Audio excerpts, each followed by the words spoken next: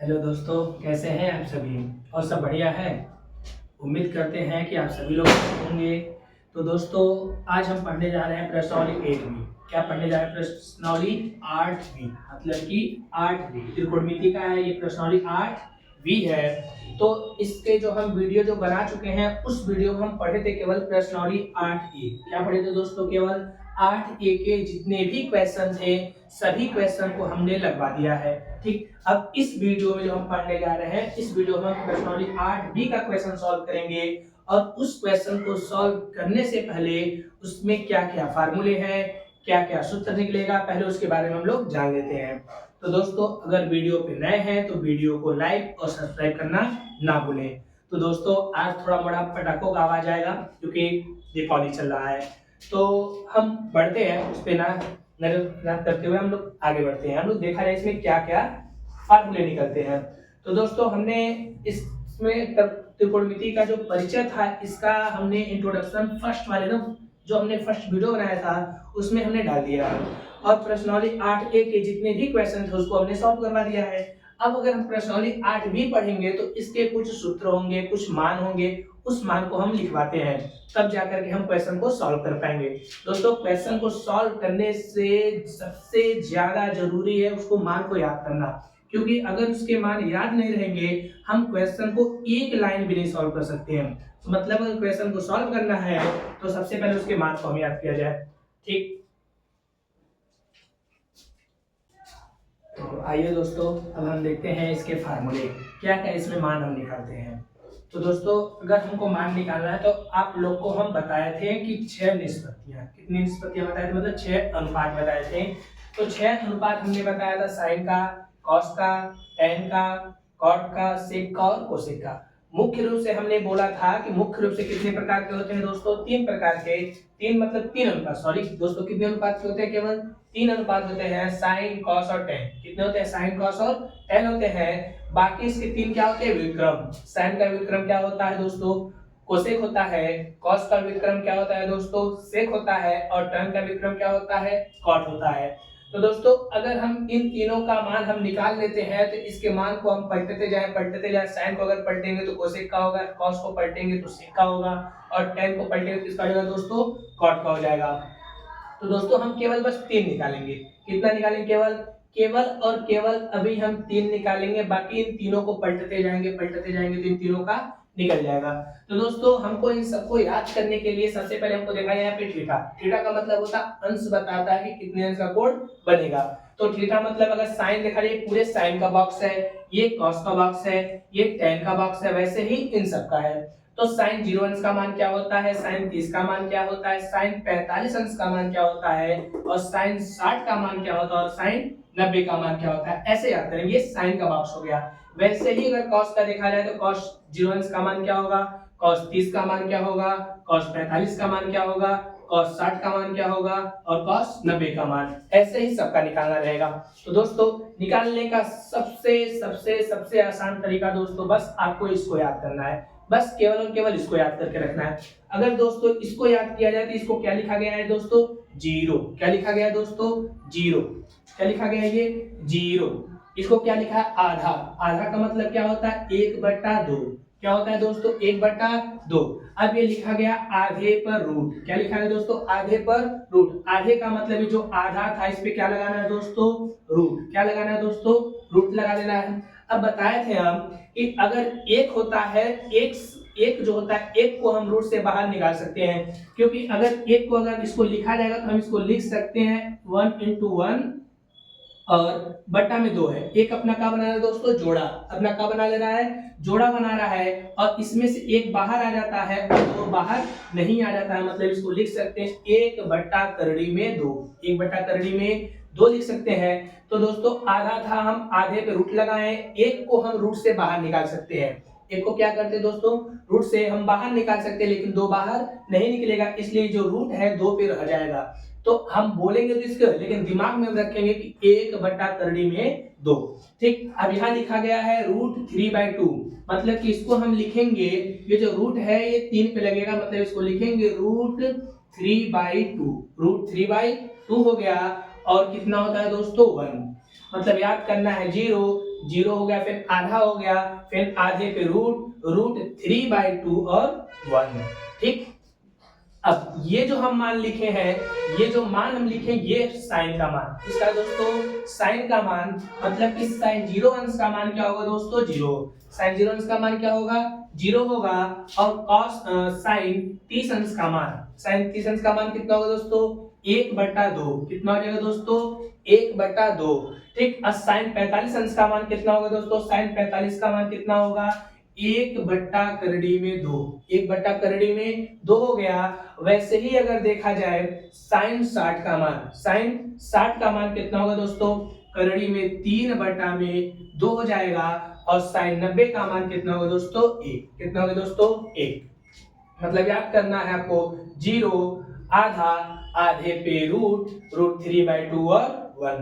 ठीक, ये हो गया आपका साइन का मान निकल गया। साइन 0 अंश का मान 0, साइन 30 का मान 1/2, साइन 45 का मान 1/2 में 2, साइन 60 का मान करीब 3/2 और साइन 90 का मान कितना होगा दोस्तों 1। साइन 90 का मान कितना 1 हो गया।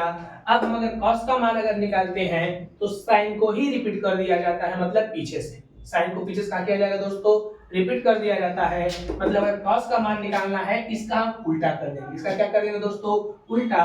तो sin 0 अंश का मान कितना हो जाएगा दोस्तों 1। cos 0 अंश का मान कितना हो जाएगा 1। और cos 30 अंश का मान कितना हो जाएगा करड़ी में 3/2।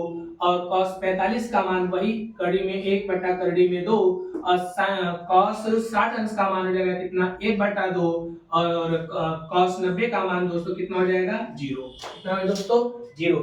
मतलब अगर हम साइन का याद करते हैं तो किसका याद होगा दोस्तों, cos का, क्योंकि साइन को हमने ये लिखा है और इसी का उल्टा, मतलब इसी को मतलब उल्टा करके पीछे से अगर लिखते आएंगे तो किसका मान बन जाएगा दोस्तों cos का। किसका हो जाएगा दोस्तों cos का हो जाएगा।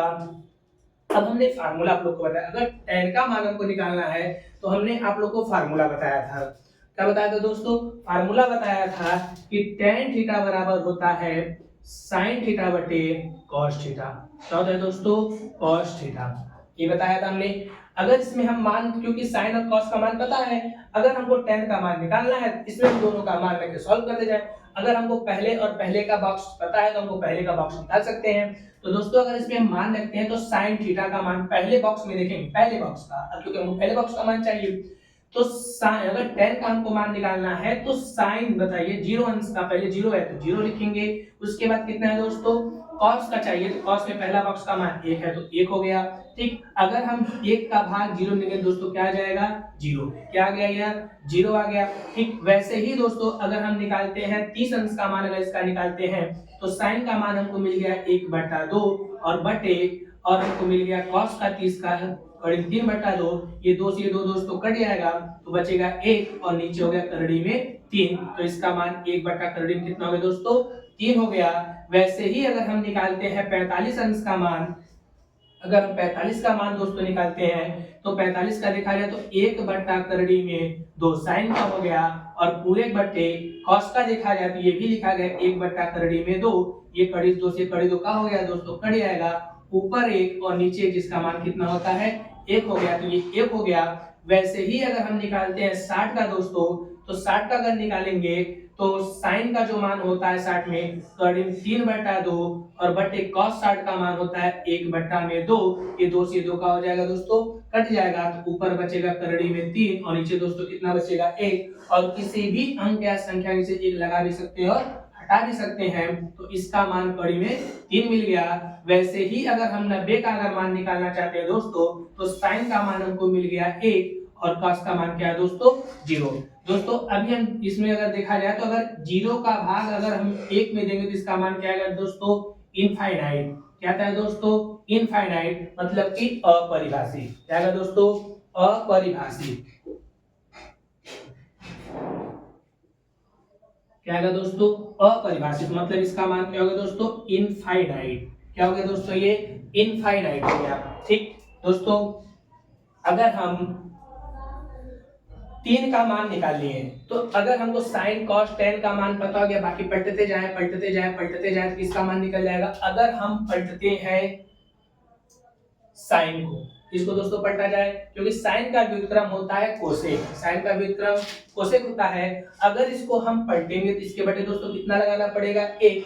अगर जैसे ही इसको हम पलटेंगे 1 ऊपर और 0 कहां जाएगा दोस्तों, नीचे, तो 0 का भाग 1 में देंगे तो इसका मान दोस्तों क्या जाएगा, इनफाइनाइट। क्या जाएगा दोस्तों, इनफाइनाइट मतलब कि अपरिभाषित। अगर हम इसको पलटेंगे तो 2 ही ऊपर और 1 आ जाएगा नीचे, जिसके बटे 1 लगा भी सकते हैं और दोस्तों हटा भी सकते हैं। अगर इसको हम पलटते हैं तो करड़ी में 2 ऊपर और 1 नीचे और 1 लगा भी सकते हैं दोस्तों, हटा भी सकते हैं। इसको अगर हम पलटते हैं तो करड़ी में कितना हो जाएगा दोस्तों, सॉरी, हो जाएगा 2 बटा करड़ी में 3। अगर हम इसके बटे 1 लगाते हैं और पलटते हैं तब भी दोस्तों कितना आ जाएगा, 1 ही होगा।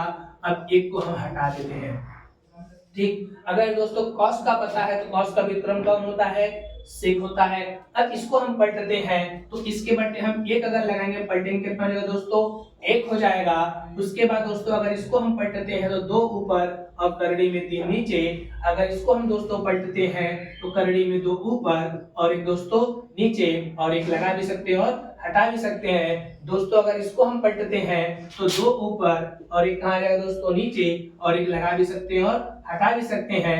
अगर इसके बटे हम 1 लगाते हैं, अगर इसको पलटते हैं तो 1 ऊपर और 0 दोस्तों नीचे, जिसका मान क्या हो जाएगा, इनफाइनाइट। क्या हो जाएगा दोस्तों, इनफाइनाइट मतलब कि अपरिभाषित। अब tan का उल्टा होता है cot, tan का उल्टा होता है दोस्तों cot होता है। अगर हम tan को पलटते हैं तो इसके बटे अगर हम क्या लगा दें, 1 अगर लगाएंगे, 1 अगर लगाते हैं तो 1 ऊपर और 0 कहां जाएगा दोस्तों, नीचे आ जाएगा। उसके बाद अगर बताइए इसका मान क्या होगा दोस्तों, इनफाइनाइट। अगर इसको हम पलटते हैं तो करड़ी में 3 ऊपर और 1 कहां जाएगा दोस्तों, नीचे और 1 लगा भी सकते हैं और दोस्तों हटा भी सकते हैं। 1 के बट्टे के लगाएंगे तभी दोस्तों कितना आएगा, 1 ही आएगा। अगर इसके बट्टे के लगाते हैं, इसको पलटते हैं तो 1 ऊपर और करड़ी में 3 नीचे आ जाएगा, ठीक। तो दोस्तों अगर इनफाइनाइट था मतलब कि हम क्या लिखे थे यहाँ पे, एक बट्टा में 0, जिसका मान क्या होता है दोस्तों, इनफाइनाइट। अगर इसको हम पलटते हैं तो 0 ऊपर और 1 नीचे, जिसका मान कितना हो जाएगा दोस्तों, 0 हो जाएगा। तो ये हो गया सबका आंसर, ये सबका हमने मान निकाल दिया। तो दोस्तों इस वीडियो में केवल और केवल हमने बस अभी इसका मान हम निकलवाया है, और इसका जो नेक्स्ट हम वीडियो बनाएंगे, मतलब कि जो सवाल हम लगवाएंगे, उसमें हम इसके सवाल केवल देखेंगे कि सवाल कैसे लगेंगे। तो दोस्तों अगर समझ में आ गया होगा तो एक बार हमको कमेंट करके बता दीजिएगा कि हाँ सर समझ में आ गया है। तो अगर नहीं समझ में आया दोस्तों तो हम इसका दूसरा वीडियो बना के डाल देंगे, जिससे आप लोग को समझ में आ जाएगा। इस मतलब दोबारा इसको हम समझा देंगे अच्छे तरीके से। तो दोस्तों अगर वीडियो पे नए हैं तो वीडियो को प्लीज सब्सक्राइब और लाइक करना ना भूलें। दोस्तों आज दीपावली है, सॉरी दोस्तों मतलब कल दीपावली है, आज हम लोग परुआ मनाएंगे। तो दोस्तों आप लोग को दीपावली की ढेर सारी शुभकामनाएं। दीपावली को अच्छे से मनाइए ताकि इससे किसी को नुकसान ना हो, क्योंकि पटाखा हम लोग फोड़ेंगे तो इससे वायु प्रदूषण में बहुत होती होगा, जैसे पक्षियों को, हम लोग को एक सांस लेने में दिक्कत हो जाएगा। तो दोस्तों एक लिमिट तक पटाखे जलाइएगा, और सभी लोग को तहे दिल से हैप्पी दिवाली।